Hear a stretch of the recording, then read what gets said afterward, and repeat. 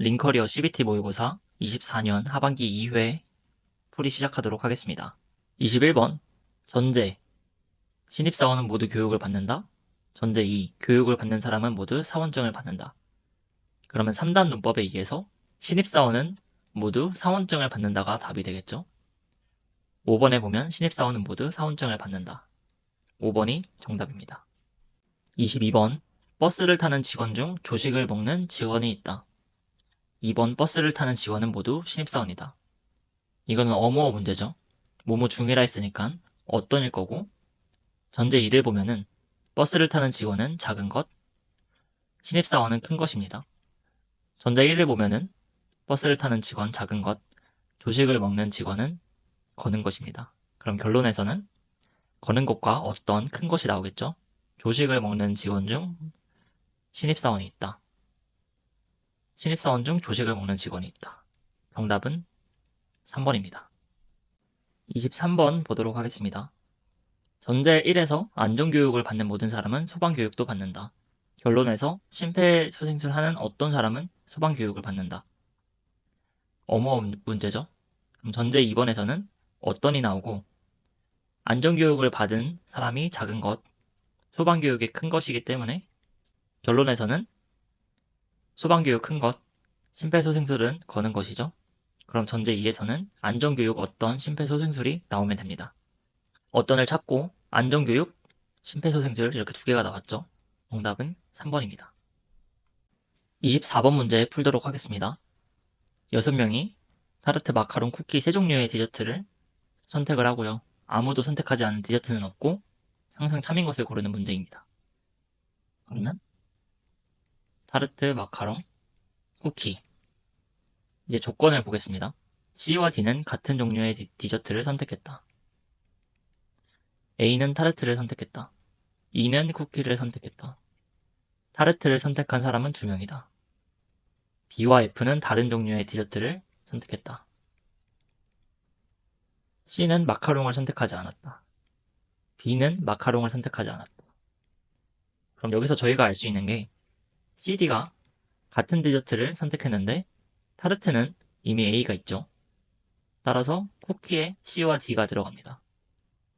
이렇게 되면은 쿠키에는 4명이 들어갈 수 없죠. 4명 들어가면 2명이랑 합하면 6명인데 마카롱도 고르는 사람이 있어야 되기 때문에 쿠키 3명 확정, 마카롱 1명, 타르트 2명입니다. B가 마카롱을 고르지 않았죠. 따라서 B는 타르트, F가 마카롱에 위치하게 됩니다.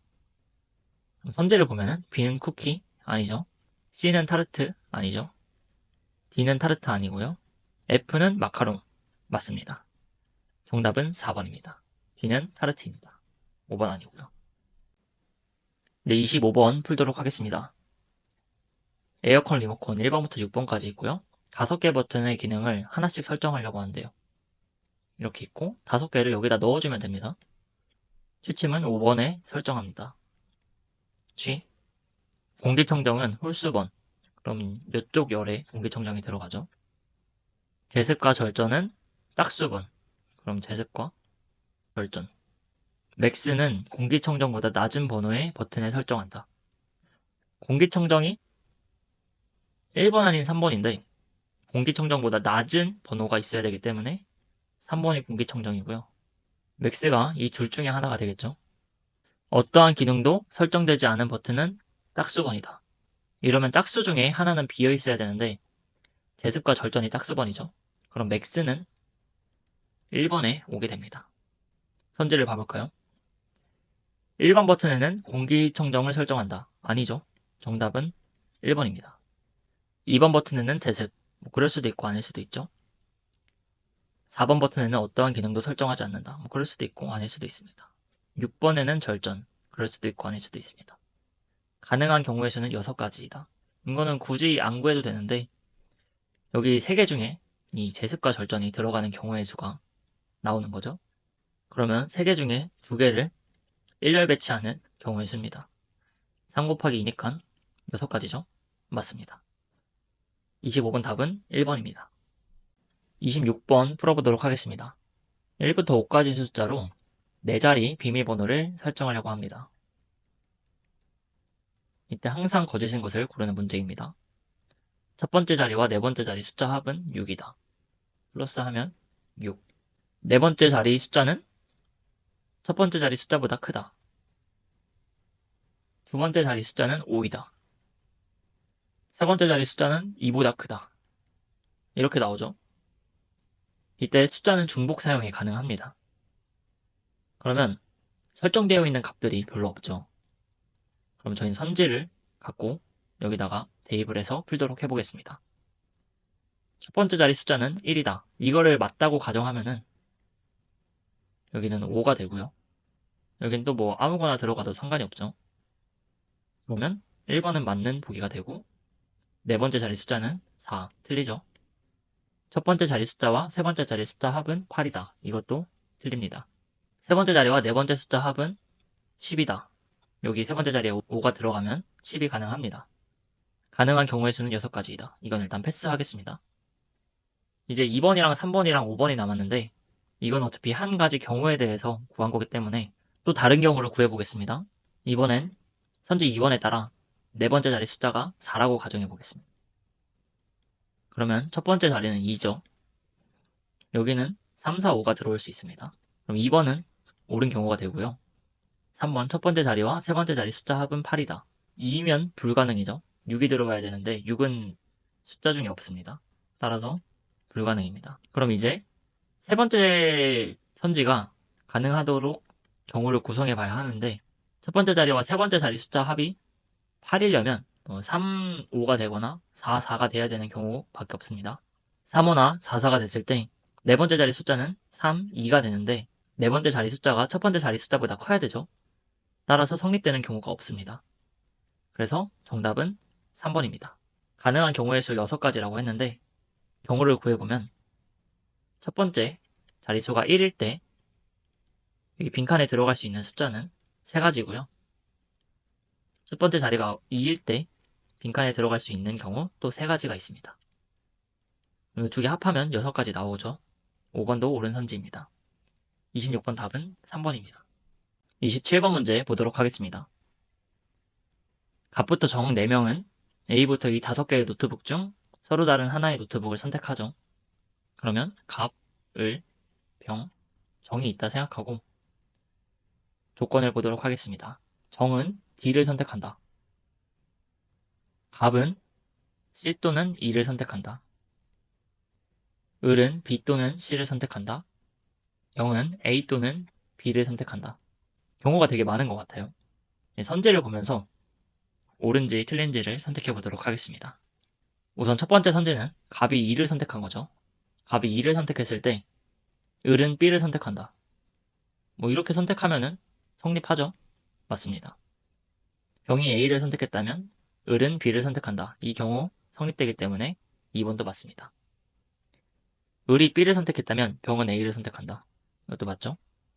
갑이 E를 선택했다면 병은 B를 선택한다. 2하고 C, B 이렇게 하면은 성립하죠. 그럼 나머지 5번이 안 된다는 것을 알 수 있습니다. 한번 구해볼까요? 우선 저희가 구해놨던 거를 보면은 갑이 2일 때, 을이 B일 때는 A가 나와야 되고 을이 C일 때는 B도 나와도 되고 A도 나와도 됩니다. 갑이 C일 때는 을이 B, 병이 A가 나와야 됩니다. 그럼 이렇게 총 4가지 경우가 나오게 되죠. 3가지라고 했으니까 틀립니다. 27번 정답은 5번입니다. 28번 문제 보도록 하겠습니다. A부터 D 4명이 부모님으로부터 용돈을 받았다. 1,000원 단위로 용돈을 받고요. 조건을 보도록 하겠습니다. A, B, C, D. C가 받은 용돈 금액은 3,000원이다. 1,000 단위로 받았으니까 3만 쓰겠습니다. A와 D가 받은 용돈 금액 합은 10일 미만이다. D는 10일 미만이죠.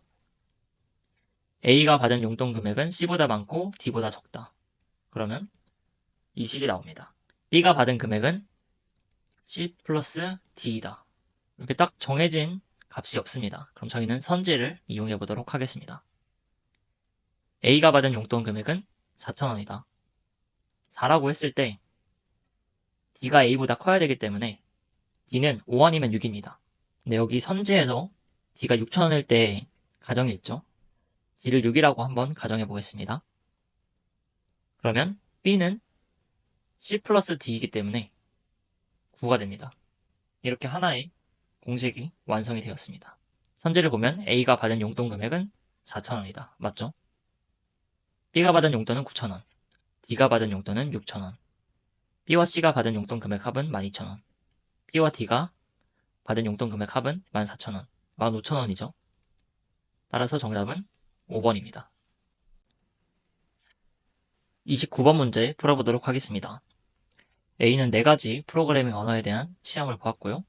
과목 점수의 최대값은 100점이며 과목의 점수에 대한 정보가 조건과 같습니다.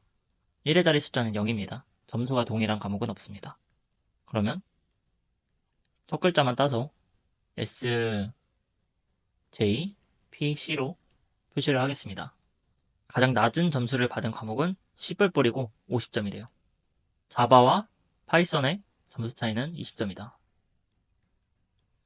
가장 높은 점수를 받은 과목은 SQL 이거고요. 파이썬 점수가 자바스크립트 점수보다 높다. 이렇게 되어 있습니다. 그럼 저희는 또 이렇게 확정된 게 없기 때문에 1번이 맞다고 생각하고 경우를 구해보도록 하겠습니다. 자바가 70점이래요. 그럼 파이썬은 90이죠. SQL이 제일 크기 때문에 100점입니다. 그러면 1번 맞고요. 2번 파이썬 90점 맞고요. SQL 100점 맞습니다. 자바와 파이썬 점수 합은 160이죠. SQL과 C++의 점수 합과 같다. 틀리죠. SQL과 자바의 점수 합은 170, 파이썬과 C++ 점수 합보다 작다. 아닙니다. 이렇게 두 개가 나왔으면 새로운 경우를 하나 더 구해주시면 됩니다. 그러면 저희는 자바와 파이썬 점수 합은 SQL과 C++ 점수 합과 같게 한번 경우를 만들어 보면 됩니다. SQL이 제일 큰데 100이라 두면은 20만큼 차이 났을 때 더하면 짝수일 수밖에 없는데 100점이면은 S랑 C랑 더하면 홀수가 되죠. 그러면 90으로 해보면 짝수가 되게 만들 수 있겠구나 해서 140으로 만들어줬습니다. 그럼 여기서 80이랑 60이랑 두면은 20 차이가 나면서 합이 140이 되게 만들 수 있습니다. 그럼 조건에 위배되는 거는 없죠. 이렇게 했을 때 4번 자바와 파이썬 점수 합은 SQL과 C++ 점수 합과 같다. 맞습니다. 5번 SQL과 자바의 합은 파이썬과 C++ 점수 합보다 작다. 아니죠. 따라서 정답은 5번입니다. 30번 문제 풀어보도록 하겠습니다. S사는 직원들에게 생일 선물을 줍니다. 직원은 A부터 F 6명이며 항상 차민고를 고르는 문제입니다. 단 A부터 F의 생일은 1월부터 3월 중 어느 하나의 달입니다. 조건 보도록 하겠습니다. 1, 2, 3이 있고 2월에 생일 선물을 받은 직원은 3명이고요. B와 D는 같은 달에 생일 선물을 받았다. A와 같은 달에 생일이 있는 직원은 없다. 그럼 A는 2월은 아니죠. E의 생일은 2월에 있다. C의 생일은 2월에 있지 않다. 이렇게 나와 있는데 만약에 BD가 2월 달에 생일이 아니면은 2월 달은 E랑 F 2명만 생일이게 되죠. 그러면 성립하지 않기 때문에 B와 D가 당연하게 2월일 수밖에 없습니다. 이렇게 확정된 상태에서 선지를 보도록 하겠습니다. 1번 A의 생일은 1월에 있다. 뭐 그럴 수 있죠. 근데 아닐 수도 있습니다. 2번 C의 생일은 3월에 있다. 뭐 그럴 수도 있고 아닐 수도 있습니다. F의 생일은 1월에 있다. 그럴 수도 있고 아닐 수도 있습니다. 4번 B와 E는 같은 달에 생일 선물을 받는다. 이건 무조건 맞죠? 정답은 4번입니다. C와 D는 같은 달에 생일 선물을 받는다. 아닙니다. 30번 정답은 4번입니다. 31번 보도록 하겠습니다. 5명이 입사 시험을 봤고요. 1차 수의 시험 본 사람은 참을, 2차 수의 시험 본 사람은 거짓말을 말한대요. A, B, C, D가 있다고 했을 때 A가 B는 1차 수의 시험을 봤으라고 했죠. 그러면 1차 수의 시험 본 거는 참이기 때문에 A, B는 동일 관계가 됩니다. B는 C는 2차 수의 시험을 봤으라고 했습니다. 2차 수 시험 본 사람은 거짓을 말하기 때문에 B와 C는 반대 관계가 됩니다. C는 A가 2차 수의 시험 봤다고 했죠. A와 C는 반대 관계고요. D와 E는 서로 1차수에 받다고 했으므로 동일 관계입니다. 이때 보면 서로 같은 차수, 서로 다른 차수에 받는지에 대해서 선지에 나와 있습니다. A, B는 같은 차수에 시험을 봤다. 맞습니다. 정답은 1번입니다. 2번, C와 D는 같은 차수에 시험을 봤다. 모르죠. 모르는 거고요. D와 E는 같은 차수에 시험을 봤죠. B와 D는 모릅니다. C와 E는 모릅니다. 31번 정답은 1번입니다. 32번 문제 보도록 하겠습니다. A부터 E 5명은 가나다, 세계 국가 중 어느 한 국가로 출장을 간다. 각각 폴더블 폰을 한 대씩만 가지고 가며 폴더블 폰의 색상은 민트와 실버 두 가지 색상입니다. 우선 A, B, C, D가 있고요. 가국가로 출장을 가는 사람은 2명입니다. D는 나국가로 출장을 가고요. 실버 색상 폴더블 폰을 갖고 있습니다. BD는 같은 국가로 출장을 갑니다. 또 같은 색상의 폴더블 폰도 가지고 있고요. 폴더블 폰 중 실버 색상은 2개뿐이라고 하네요. 그럼 A, B가 같은 색상을 가지고 있는데 D가 실버를 가지고 있죠. 그럼 A, B는 당연히 민트색을 가지고 있습니다. 또 B와 C는 서로 다른 색상의 폴더블 폰을 가지고 간다. 그럼 C가 실버고 E가 민트겠죠. 또 C는 다국가로 출장을 간다. 이때 기억을 다시 보면은 가가 출장 가는 사람이 2명이죠. 근데 A, B가 똑같으니까 A랑 B가 가로 가게 됩니다. E는 다 아니면 나겠죠. 선제를 봐보겠습니다. C랑 E는 같은 국가로 출장을 간다. 모릅니다. B와 D는 다른 국가로 출장을 간다. 맞습니다. D와 E는 다른 국가로 출장을 간다. 모릅니다. C와 D는 다른 색상의 폴더블 폰을 가지고 출장을 간다. 아니죠. 같은 색상입니다. 따라서 정답은 4번입니다. A와 E는 같은 색상의 폴더블 폰을 가지고 출장을 간다. 맞습니다. 32번 정답은 4번입니다. 33번 문제 보도록 하겠습니다. 갑은 11월 첫째 주 월요일부터 목요일까지 아침, 점심 메뉴를 정하려고 한다. 그러면 월, 화, 수, 목이 있고요. 아침이 있고 점심이 있습니다. 시리얼, 샌드위치, 김밥 3가지 중에 하나를 먹습니다. 화요일 아침에는 시리얼을 먹지 않습니다. 월요일 점심과 목요일 점심에는 각각 김밥을 먹는다. 같은 날 아침과 점심에는 각각 서로 다른 메뉴를 먹는다. 화요일 아침과 수요일 점심에는 같은 메뉴를 먹는다. 그냥 A라고 표시를 하겠습니다. 월요일 아침과 목요일 아침에는 각각 서로 다른 메뉴를 먹는다. 그럼 시리얼 아니면 샌드위치, 목요일에는 샌드위치 아니면 시리얼이겠죠? 김밥은 총 3번 먹는다.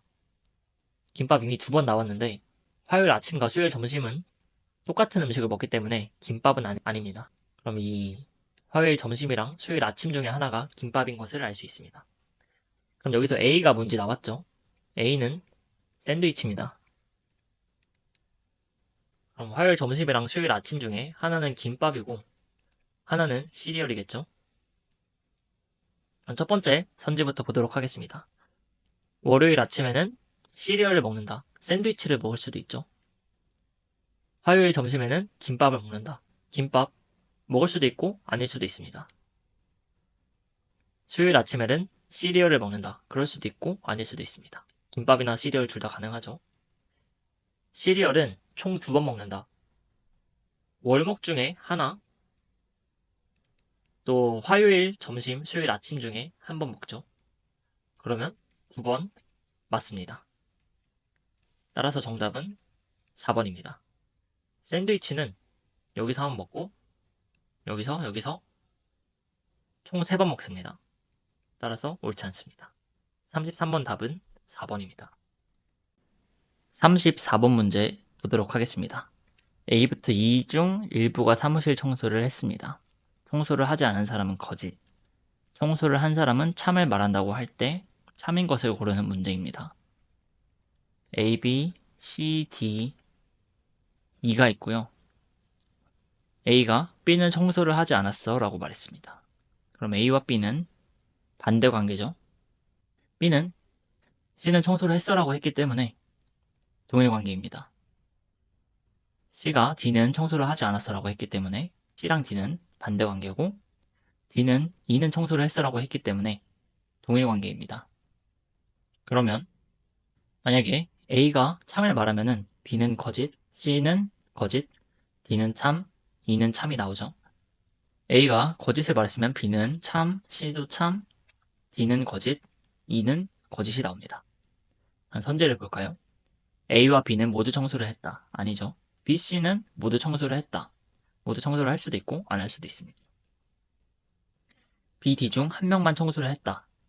T or F니까 맞죠? 정답은 3번입니다. D와 E 중 한 명만 청소를 했다. 아니죠. 가능한 경우의 수는 4가지이다. 이렇게 2가지입니다.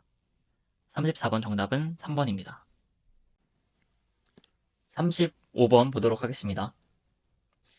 일단 딱 봤을 때 가로로 규칙이 되겠죠. 이 십자가도 가로만 나 있고 이 다이아몬드도 2개 이렇게 가로로 돼 있는 게 동일합니다.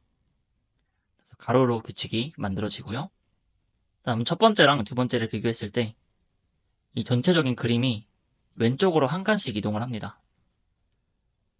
그러면 여기 저희가 구해야 될 값은 여기 그림에서 왼쪽으로 한 칸씩 이동하는 거겠죠? 그럼 정답은 2번입니다. 36번 문제 보도록 하겠습니다. 이게 가로인지 세로인지 먼저 판단을 해주셔야 하고요.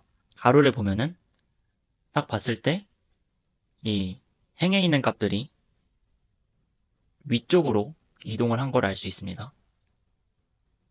그러면 두 번째 행에서 한번 검토를 해주시고 얘가 이렇게 올라가죠.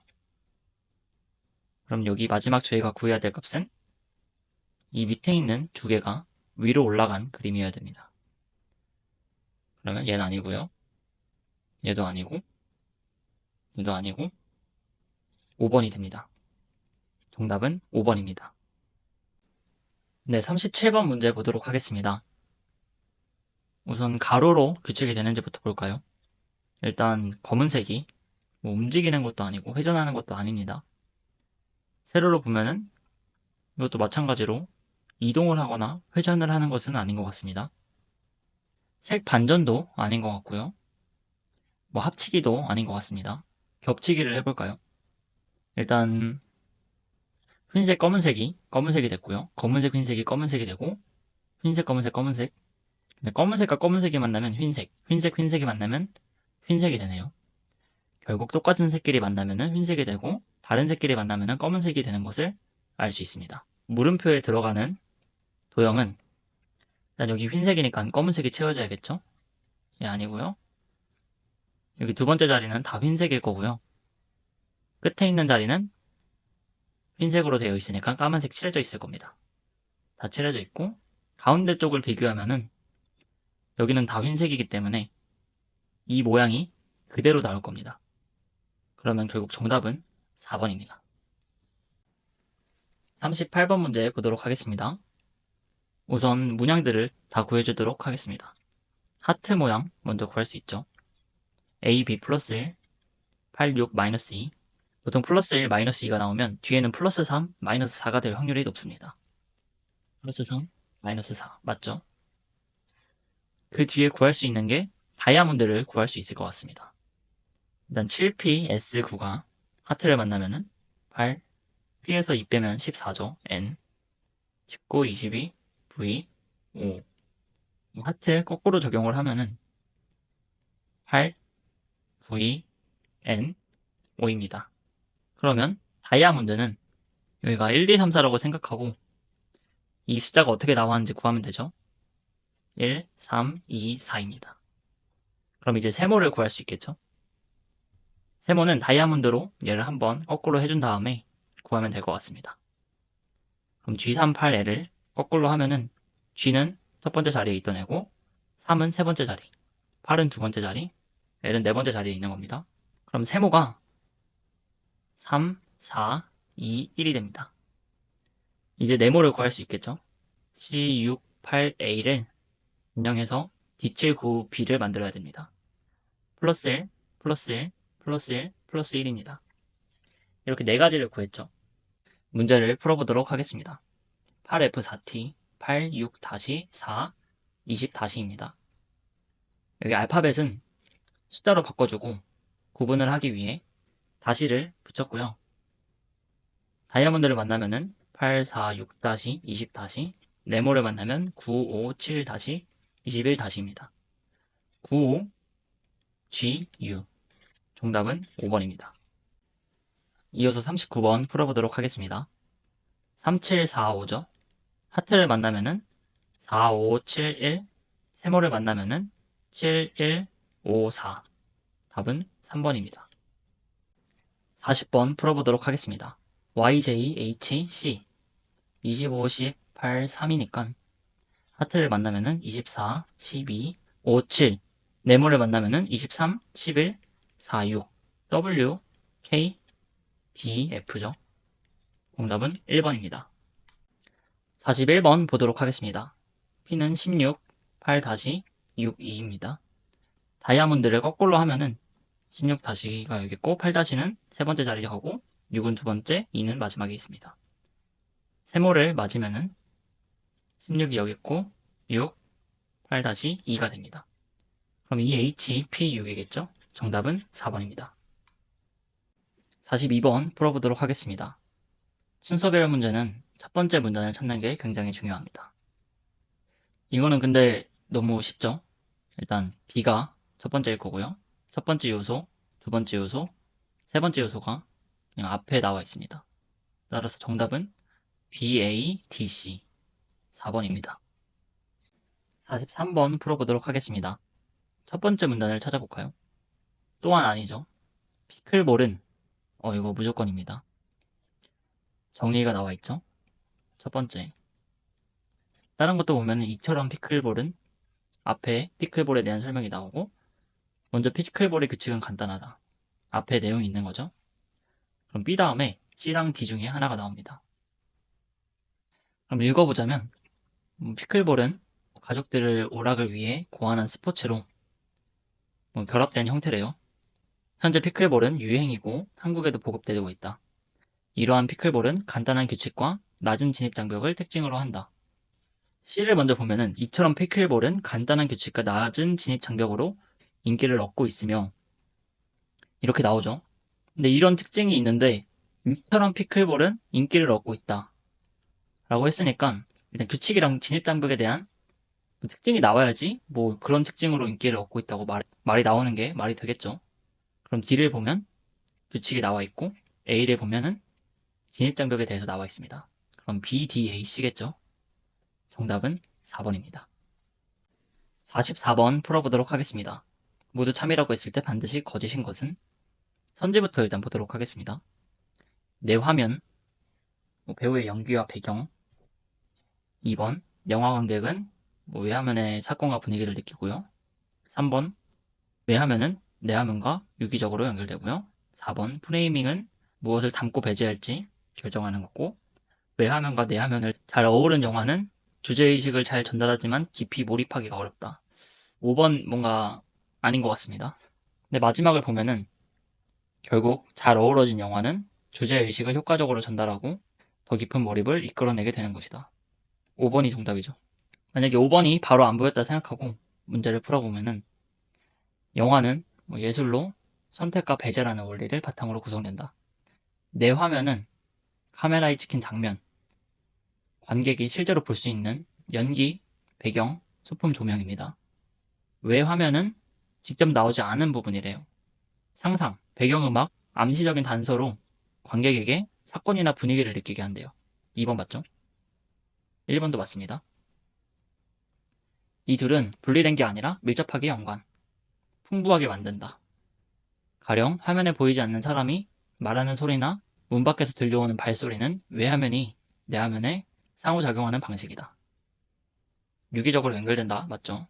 감독은 프레이밍이라는 기법으로 무엇을 담고 배제할지 정한다. 맞습니다. 44번 답은 5번입니다. 45번 보도록 하겠습니다. 선제부터 볼게요. 야구공의 빨간 실밥은 공기저항, 멀리 가도록 돕는다. 투수는 솔기 활용해서 다양하게 변하고 솔기는 딤플 원리로 더 천천히 날아가게 한다. 변화구는 회전할 때 생기는 공기압 차이로 휘어지는 현상. 설기는 야구를 재미있게 만드는 요소 중 하나로 유용한 도구가 된다. 글을 읽어보도록 하겠습니다. 야구공은 구조와 설계가 있다. 코르크와 고무를 중심으로 실을 감고 이렇게 과정을 거치는데 빨간 실밥, 솔기라고 하네요. 여기 선지대에 많이 등장하는 키워드죠. 공기 저항을 줄이는 데 도움을 준대요. 공이 날아갈 때 작은 소용돌이 같이 흐름이 생기면서 뒤쪽 압력을 줄여준다. 공이 더 빠르고 멀리 날아갈 수 있다. 3번 아니죠. 정답은 3번입니다. 이는 골프공 표면의 작은 구멍인 딤플과 같은 원리. 아까 딤플 나왔죠? 이거는 맞네요. 앞부분은 맞고 뒤에는 틀리네요. 공기 흐름을 조절해 비거리를 늘리는 효과. 솔기는 타자에게는 비거리를 늘리는 필수 도구지만 투수에게는 다양한 구종을 던지기 위한 핵심 도구이다. 5번 맞습니다. 투수는 솔기를 활용해 회전을 주어 변화구 던진다. 2번 맞고요. 변화구는 회전할 때 생기는 공기압 차이로 휘어지게 되는 현상이래요. 4번 맞죠? 1번도 맞습니다. 결국 정답은 3번입니다. 44번 보도록 하겠습니다. 선지부터 보도록 할게요. 갤럭시 링은 헬스케어. 갤럭시 링은 내구성과 방수 기능. 둘 다 맞을 것 같아요. 갤럭시 링은 스마트폰을 활용해야 건강정보 확인할 수 있다. 이것도 맞는 것 같습니다. 갤럭시 링은 동일한 제스처로 다양한 기능을 제어할 수 없다는 한계가 있다. 이거는 봐야 될 것 같습니다. 게어링 링은 웨어러블 시장의 신기술이지만 기능과 가격 측면에서 과제가 있다. 글 읽어보도록 하겠습니다. 스마트 반지인 갤럭시 링은 새로운 제품이래요. 심박수 이런 건강 헬스케어 기능으로 설계되었다. 1번 맞죠? 이걸로 제작된 이거는 높은 내구성과 방수. 2번 맞죠? 화면 없이 충전 없이도 오랜 시간 사용이 가능하다. 동일한 제스처로 다양한 기능을 제어할 수 있다는 특징이 있다. 4번 아닙니다. 4번이 정답이죠. 다른 것도 볼게요. 이런 설계는 여러 기기 간에도 익숙한 제스처로 편리하게 사용할 수 있도록 돕는데요. 화면이 없어서 스마트폰이 필요하다는 한계가 있다. 3번 맞죠? 웨어러블 기기 사용자 특성상 화면 의존도가 낮은 사용 습관을 고려하면 큰 문제가 되지 않는다. 갤럭시 링은 새로운 기술로 기대를 모으지만 기능과 가격 측면에서 해결해야 할 과제가 존재한다. 46번 답은 4번입니다. 47번 문제 보도록 하겠습니다. 보기의 내용을 통해 추론한 내용으로 적절하지 않은 것은? 선지부터 보도록 하겠습니다. 레이저 디본딩, 웨이퍼 분리 시 웨이퍼 표면의 잔여물 손상 최소화. 레이저 디본딩은 적외선 레이저 활용해 적착력, 웨이퍼 분리. 열 디본딩 모두 비용이 높다. 고온을 활용해 접착 소재를 분해한 뒤 기판을 분리한다. 둘 다 200도 이상 온도. 디본딩 기술은 패키지 공정에서 접착된 웨이퍼를 분리하는 과정으로 레이저나 열, 접착 소재를 분리하거나 약화시켜 손상 없이 효율적으로 분리하는 데 활용된다. 손상을 최소화할 수 있다. 맞죠? 레이저 디본딩은 상온에서 이루어지는데 아니죠. 답 5번입니다. 적외선 레이저를 활용해 접착력을 감소시키고 웨이퍼와 기판을 분리한다. 2번 맞죠? 웨이퍼 표면의 잔여물 손상 최소화, 미세 공정 활용도 높다. 근데 구입 비용이 높아 경제적인 측면에서 부담이 된다. 3번 맞고요. 보기, 열 디본딩은 똑같이 접착 소재 분해하고 기판을 밀어서 분리하는 기술이다. 즉 고온을 활용해 이렇게 처리를 한대요. 4번 맞죠? 이거는 200도 이상 열을 사용합니다. 열은 맞는데 레이저는 200도 이상 아니죠. 47번 답은 5번입니다. 48번 보도록 하겠습니다. 반박할 수 있는 걸로 적절한 것은? 일단 글부터 읽을게요. 수직형 질화 갈륨은 차세대 반도체 소재래요. 수평형 구조로 설계된 기존 반도체 소재는 수평으로 흐르는데 수직형은 수직으로 흐르겠죠. 전력 손실 줄이고 소형화된 설계에 가능하다. 이러한 특성으로 첨단 기술 분야에 각광받고 있고 특히 전기자동차에 중요한 역할을 한대요. 전기자동차는 충전 속도와 효율성이 좋다. 수직형, 이거는 배터리 관리 시스템과 고속 충전 장치 성능. 좋네요. 뭐, 좋은 것 같습니다. 물론 생산 비용이 높고 기존 실리콘 기반 소자와 호환성 부족으로 해결해야 될 과제 많지만 혁신적인 성능을 바탕으로 곧 전력 전달 장치의 표준 소재로 자리 잡을 것이다. 따라서 다른 나라보다 수직형 이거를 상용화해야 된다라는 거죠. 그럼 반박할 수 있는 거는 뭐 아직 때가 아니다. 뭐 이런 면에서는 안 좋다. 이런 게 나올 것 같습니다. 1번. 적극 활용해야 한다. 이거는 글 내용이죠. 이 수직형 얘가 표준 소재로 자리 잡을 상황을 대비해야 된다. 이것도 글의 내용입니다. 수직형 얘는 높은 생산 비용으로 대량 상용화가 어려울 수 있다. 이런 것 때문에 안 될 거다. 정답은 3번입니다. 4번. 얘는 같은 방향으로 전류가 흐르도록 해야 된다. 이거는 상황이랑 좀 안 맞는 것 같습니다. 이미 수직형 질화 갈륨인데 수평으로 해야 되는 거는 옳지 않습니다. 수직형 질화 갈륨은 충분히 적합한 소재이다. 글의 내용입니다. 따라서 48번 정답은 3번입니다. 49번 보도록 하겠습니다. 선제부터 볼게요. 마이크로니들은 통증 없고 사용 간편, 국소 부위 직접 전달, 표적 항암제는 전신 전달. 표적 항암제는 정상세포 손상 줄이면서 암세포 억제. 특정 부위 표적 항암제는 그러지 못하다. 하이드로겔 형성 타입, 제조 쉽고 약물 방출 조절할 수 있다. 글 읽어보도록 하겠습니다.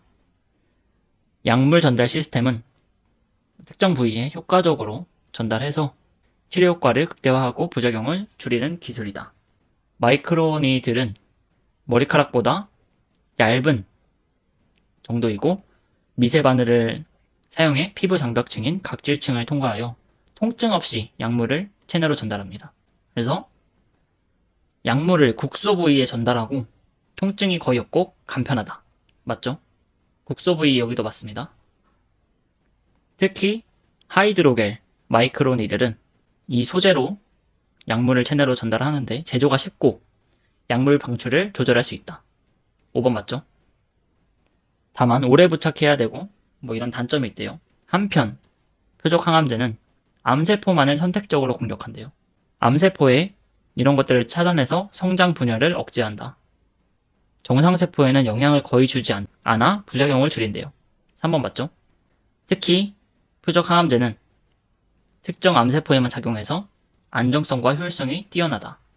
여기서 표적 항암제는 특정 세포에 표적해서 작용할 수 있죠. 근데 4번에는 그러지 못하다고 했으므로 틀립니다. 따라서 정답은 4번입니다. 보기를 보면은 마이크로니들은 국소 부위의 작용, 표적 항암제는 혈류를 이용해 전신의 작용. 맞죠? 49번 정답은 4번입니다. 50번 문제 보도록 하겠습니다. 반박 문제입니다. 노스텔지어 마케팅은 어린 시절 기억과 감성을 자극해 제품과 서비스를 홍보하는 전략이래요. 특히 80년에서 2000년대 문화적 아이콘이나 유행 요소를 활용하며 소비자에게 긍정적인 감정을 불러일으켜서 구매를 유도한다고 합니다. 예를 들어서 90년대 캐릭터를 재해석해 한정판 제품으로 출시도 하고 과거의 행복감을 현재 소비와 연결시켰대요. 어린 시절 추억을 정확히 타겟하면 공감 얻고 충성도도 높이고 또 정서적인 연결은 유대감 강화, 매력적. 따라서 현대 기업들은 노스텔지아 마케팅을 활용해야 된대요. 그럼 반박으로는 이런 점 때문에 노스텔지아 마케팅을 하면 안 된다. 이런 게 있겠죠. 1번 과거 기억을 이용해 정서적 유대를 강화. 이 글의 내용이죠. 아닙니다. 노스텔지아 마케팅을 활용한 한정판 제품 출시는 폭발적인 반응을 얻는다. 글의 내용입니다. 충성도를 높인다. 글의 내용이고요. 마케팅 활용이 많아지면 피로감과 이미지 손상이 발생할 수 있다. 이 노스텔지아 마케팅이 부정적으로 전달이 됐을 때 안 좋을 수 있다라는 의견입니다. 4번 맞습니다. 5번 노스텔지아 마케팅은 우선시하여 활용해야 된다. 글의 내용입니다. 50번 정답은 4번입니다.